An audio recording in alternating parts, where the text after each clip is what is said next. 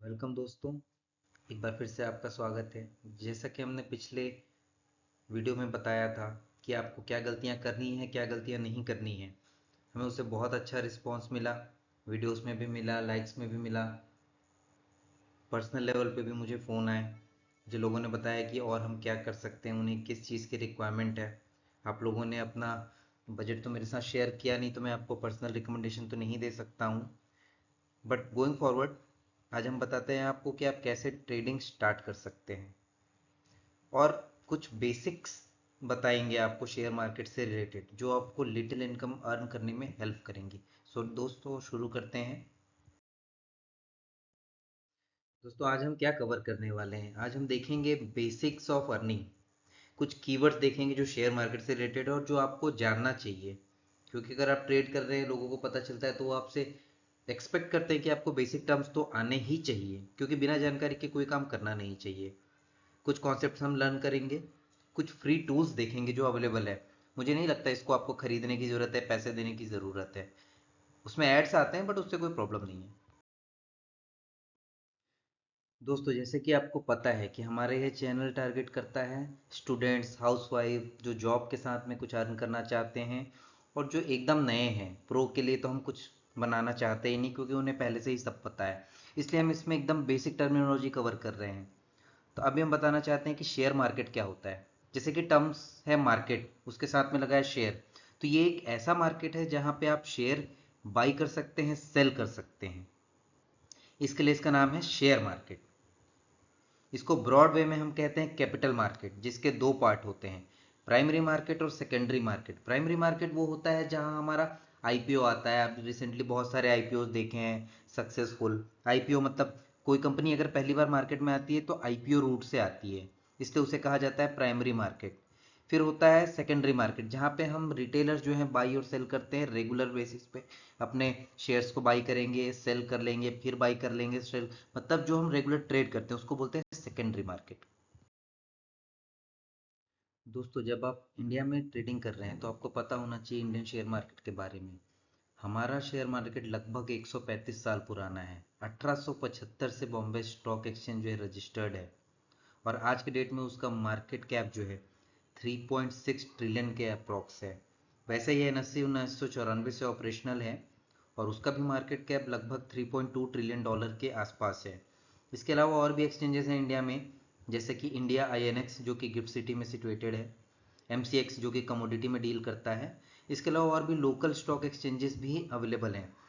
क्या आपको पता है कि हर एक कंट्री के पास में स्टॉक मार्केट नहीं होता है? ये एक ओपन इकोनॉमी का संकेत है जो कि हमारी कंट्री में है, और ये खुशी की बात है कि हमारे पास दो बड़े एक्सचेंजेस हैं। पर क्या आपको पता है कि जो सबसे बड़ा एक्सचेंजेस है यूएस, उसका मार्केट कैप कितना है? 23 ट्रिलियन डॉलर, हमसे बहुत बड़ा है। तो आप सोचो, उनकी 35 करोड़ की पॉपुलेशन, और उनके पास 22 ट्रिलियन डॉलर का मार्केट कैप, और हमारी 125 करोड़ की पॉपुलेशन, और हमारा जो है मार्केट कैप दोनों एक्सचेंजेस मिलाकर 6 ट्रिलियन डॉलर। तो हमारे पास कितना स्कोप है। अभी हम टोटली अनडेवलप्ड हैं, तो हमारे पास बहुत स्कोप है, हम बहुत आगे जाएंगे। हम ज़ीरो नहीं होने वाले, हम ऊपर ही जाएंगे।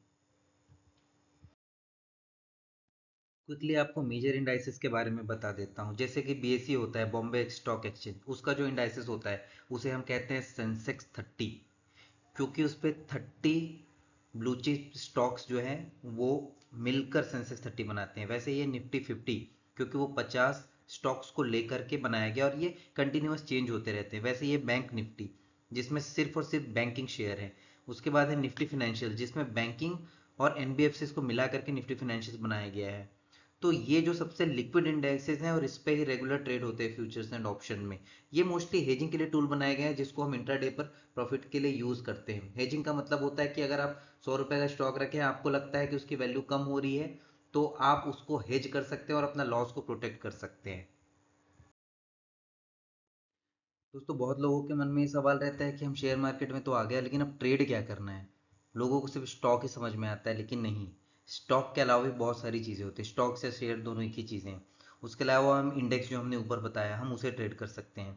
इसके अलावा और भी सेक्टोरियल इंडाइसेस होते हैं, ठीक है, ऑटो के इंडेक्स होते हैं, बैंक्स के इंडेक्स होते हैं, पीएसयू इंडेक्स होता है, प्राइवेट बैंकिंग इंडेक्स होता है, कमोडिटी से रिलेटेड इंडेक्स होते हैं, गोल्ड होता है, सिल्वर होता है, इन सब के डेरिवेटिव्स होते हैं जिनको हम फ्यूचर ऑप्शन में ट्रेड करते हैं, करेंसी होता है, इंटरेस्ट रेट होते हैं, जीसेक यानी गवर्नमेंट सिक्योरिटीज होते हैं, इन सबको हम ट्रेड कर सकते हैं। कौन ट्रेड कर सकता है? हर एक इंडिविजुअल जिसके पास पैन कार्ड है वो एक डीमेट अकाउंट ओपन कर सकता है। ये कंप्लीट ऑनलाइन प्रोसेस है। आप किसी भी बड़े ब्रोकर के पास में खोल लीजिए तो आप सुरक्षित रहेंगे। वैसे तो मैं प्रेफर करता हूँ कि जो 3 in 1 अकाउंट होते हैं वो बहुत कन्वीनियंट होते हैं।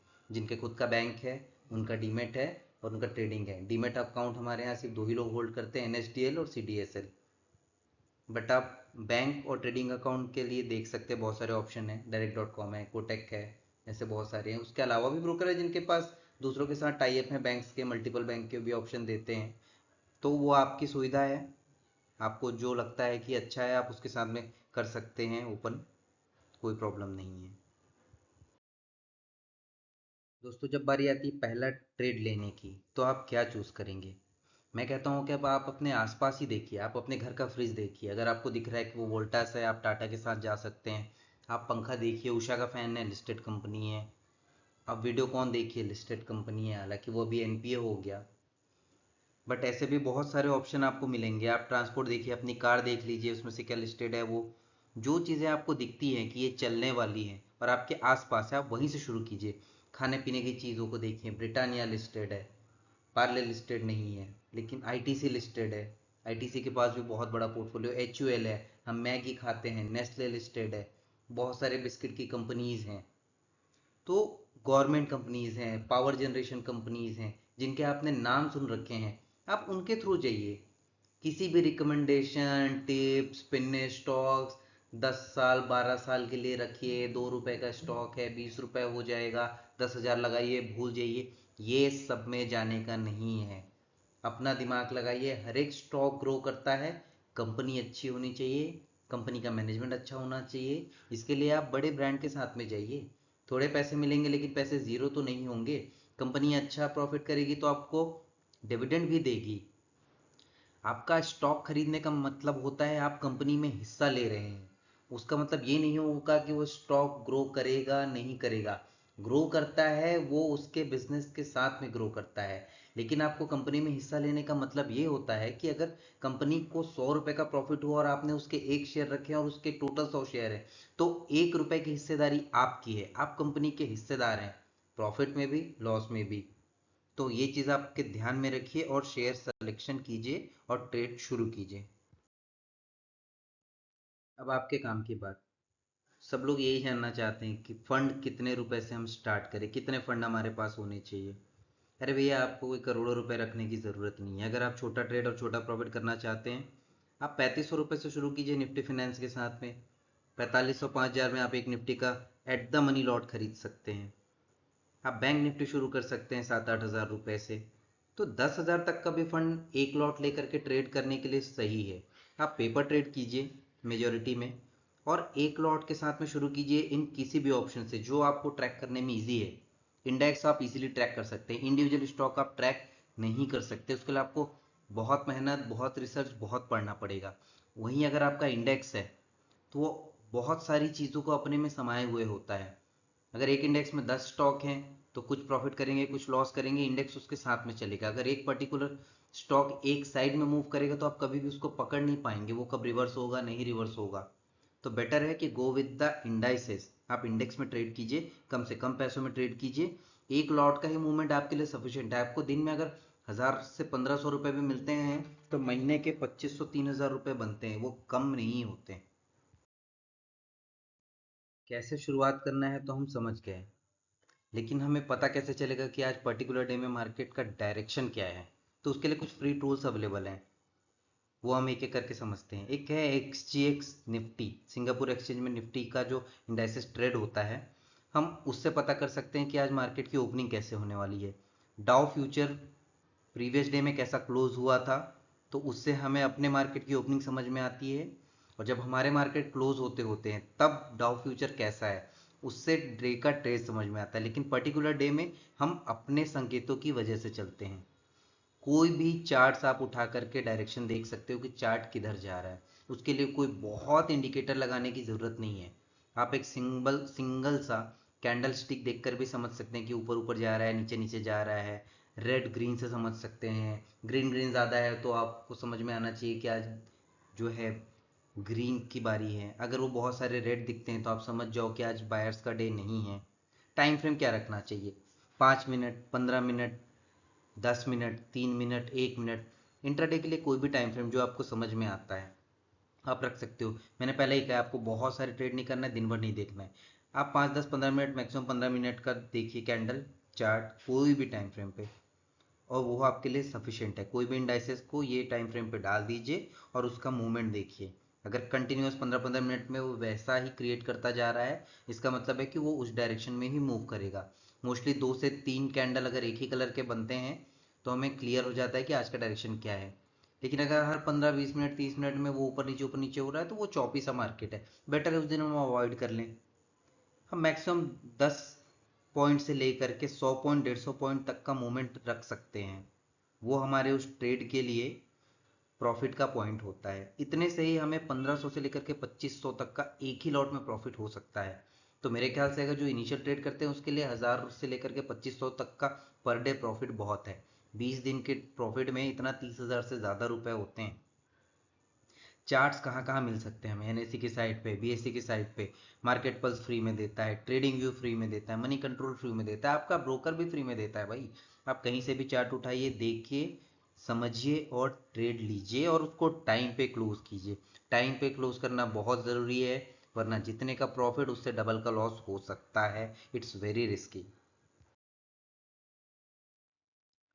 सो गैस आज के लिए बस इतना ही। बुल्स और बियर्स की गाड़ी तो चलती रहेगी। अभी डिपेंड करता है कि आप किस पे चढ़ना चाहते हैं, बुल्स के साथ में कि बियर्स के साथ में।